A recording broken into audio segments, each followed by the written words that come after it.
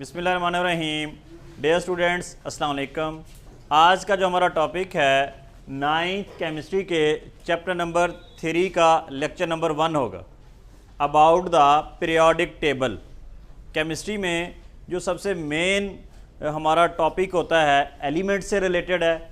Elements की जो arrangement है उनको एक जगह पर एक पेज पे इकट्ठा करना, उनकी प्रॉपर्टीज़ के लिहाज से उनको ग्रुप्स और कॉलम्स में डिवाइड करना, इसको हम पीरियोडिक टेबल कहते हैं। स्टार्ट में बहुत कम एलिमेंट्स थे, जैसा कि आपने चैप्टर नंबर 1 में पढ़ा, जस्ट 9 एलिमेंट्स थे, जिसके अंदर जो है आयरन, गोल्ड, सिल्वर, लेड, इस तरह के कुछ एलिमेंट्स हैं जिनको अरेंज और मैनेज करना साइंटिस्ट के लिए आसान था। जैसे क्लास में जब एडमिशन होते हैं तो स्टार्ट में हमारे पास 5-6 बच्चे होते हैं, हम उनको बाय नेम कॉल कर लेते हैं। उनको अरेंज करना, उनको मैनेज करना, उनका काम चेक करना हमारे लिए इजी होता है। लेकिन with the passage of time, जैसे जैसे क्लास की तादाद बढ़ती जाती है तो किसी एक टीचर के लिए तमाम बच्चों के नाम याद रखना और बाय नेम सबको बुलाना मुश्किल हो जाता है। फिर वो उनकी एक अरेंजमेंट कर देते हैं। अरेंजमेंट से मुराद उनको एक रोल नंबर अलाट कर देते हैं और उनका सीटिंग प्लान बता देते हैं कि बेटा आपकी ये सीट होगी, आपने यहाँ बैठना है, यहाँ बैठ। अमूमन जो छोटे कद वाले बच्चे हैं उनको आगे बिठाया जाता है, बड़े वालों को पीछे बिठाया जाता है। ये एक तरतीब, एक अरेंज किया जाता है। बिल्कुल इसी तरह जब एलिमेंट्स की तादाद बढ़ना शुरू हो गई तो साइंटिस्ट ने ये सोचना शुरू कर दिया कि अब इन एलिमेंट्स की हम कोई तरतीब लगाएं, कोई सीक्वेंस लगाएं, कोई अरेंजमेंट करें इसकी। तो इस अरेंजमेंट के लिए मुख्तलिफ अदवार में मुख्तलिफ साइंटिस्ट ने कोशिश की। तो सबसे पहले जो केमिस्ट थे मिस्टर डोब्राइनर थे, ये एक जर्मन केमिस्ट थे। सबसे पहली ट्राई उन्होंने की। उस वक्त के जो नॉन एलिमेंट्स थे उन्होंने उनको मुख्तलिफ अंदाज से तरतीब देने की कोशिश की। जो उन्होंने पहला आइडिया दिया वो था ट्राइएड्स का। ट्राइएड्स का मतलब है उन्होंने 3-3 एलिमेंट्स के ग्रुप बनाए, 3-3 एलिमेंट्स के ग्रुप बना दिए। साथ उनकी एक प्रॉपर्टी बताई कि ये ट्राइड ऐसे होंगे, मिसाल के तौर पर अगर ये 3 का ये एक ट्राइड उनका ये था लिथियम, सोडियम और पोटेशियम। उन्होंने कहा था कि जी अगर ये जो ट्राइड बनाए गए हैं इसका जो पहला एलिमेंट है उसका एटॉमिक मास और जो आखिरी वाला है उसका एटॉमिक मास, इन दोनों का अगर हम लें एवरेज, जैसे मैथ में हम 7 + 39 इसको 2 पे डिवाइड करें तो हमारे पास ये आता है जी 46/2 और इसको डिवाइड करें तो ये कट करके कितना आ जाएगा जी 23। तो उन्होंने कहा था कि अगर 2 एलिमेंट्स का एवरेज लें एटॉमिक मास का तो वो उसका जो आंसर आएगा वो जो मिडल एलिमेंट होगा, जो दरमियान वाला एलिमेंट होगा, उसके एटॉमिक मास के n इक्वल होगा। और वाकई ऐसा हुआ।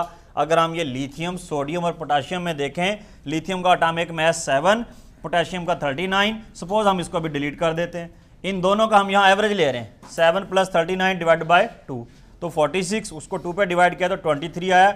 और वाकई ही सोडियम का 23 ही होता है। ये एक ट्राइएड था। इसी तरह उन्होंने एक और एग्जांपल दी, जैसे ये कैल्शियम है, स्ट्रोंशियम है और बेरियम है। इसमें अगर हम ये वाले जो साइड वाले 2 हैं इन दोनों का एवरेज लें, मिसाल के तौर पर एवरेज क्या होता है, जितनी वैल्यूज़ की आप एवरेज लेना चाह रहे हैं उनको सम करें और उतने पे डिवाइड कर दें। मिसाल के तौर पर हम 2 वैल्यूज ले रहे हैं 40 और 137, तो 2 वैल्यूज हैं तो 2 पे डिवाइड कर दें। इसको जब हम एडअप करते हैं तो 7, 7, 2 जब इसको डिवाइड करते हैं तो ये 88.5 आ जाता है। तो राउंड अबाउट वही 88 या 88.5, तो तकरीबन वही जब हम एवरेज लेते हैं तो जो सेंट्रल और मिडल एलिमेंट है उसका जो एटॉमिक मास है उसके इक्वल वैल्यू आती है। ये था डोब्राइनर का ट्राइएड। अब पेपर में क्या लिखना है, सवाल किस तरह पूछा जाता है, आइए जरा उस तरफ देखते हैं। A German chemist Döbereiner observe the relationship between atomic masses of several groups. बहुत सारे एलिमेंट्स के एटॉमिक मासेस का उसने एक रिलेशनशिप डेवलप किया। सेवरल ग्रुप्स, कई ग्रुप बनाए, लेकिन कितने कितने एलिमेंट्स के, 3 एलिमेंट्स कॉल्ड ट्राइड। इस जो ट्राइएड जो लफ्ज है उसके अंदर जो ट्राई है, ट्राई का मतलब ही 3 है, यानी 3-3 का ग्रुप। इन अदर वर्ड अगर आपसे कुछ सिंपल पूछ ले what do you mean by triads, आप कहेंगे ग्रुप ऑफ 3 एलिमेंट्स।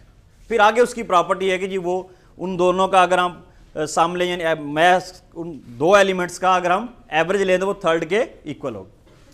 अब ट्राइड है क्या, पेपर में आ जाएगा right the define the Döbereiner tried. तो आप कहेंगे जी इन दीज ग्रुप्स, यानी वो जो उसने ग्रुप बनाए थे मिस्टर डोब्राइनर ने, उसमें जो सेंट्रल आर मिडल, सेंट्रल या मिडल से मुराद ये है, जैसे यहाँ लिथियम सोडियम पोटाशियम में सोडियम मिडल एलिमेंट है, यहाँ कैल्शियम स्ट्रोंशियम बेरियम में स्ट्रोंशियम मिडल एलिमेंट है। हैड एटॉमिक मास, उसका एटॉमिक मास होगा किसके, average of other two elements, जो दूसरे यानी जो मिडल वाला है इसका जो मास होगा दूसरे दो एलिमेंट्स के एटॉमिक मास के एवरेज के इक्वल होगा। और वो हमने मैथमेटिकली यहां बकायदा सॉल्व करके देखा है, वाकई ही ऐसा होता है। Example one triad group example, जैसे ये कैल्शियम है, आगे उसका एटॉमिक मास लिखा हुआ है 40 है, स्ट्रोंशियम है 88 और barium 137। The atomic mass of strontium यानी ये जो मिडल वाला है इसका जो एवरेज एटॉमिक मास आया है कैल्शियम और बेरियम का वो कितना आ गया जी, 88, वो एग्जैक्ट उसके इक्वल है। तो इस तरह उसने डोब्राइनर ने डिफरेंट जो उस वक्त उसके दौर में नोन थे उनके उसने ट्राइएड्स बना दिए।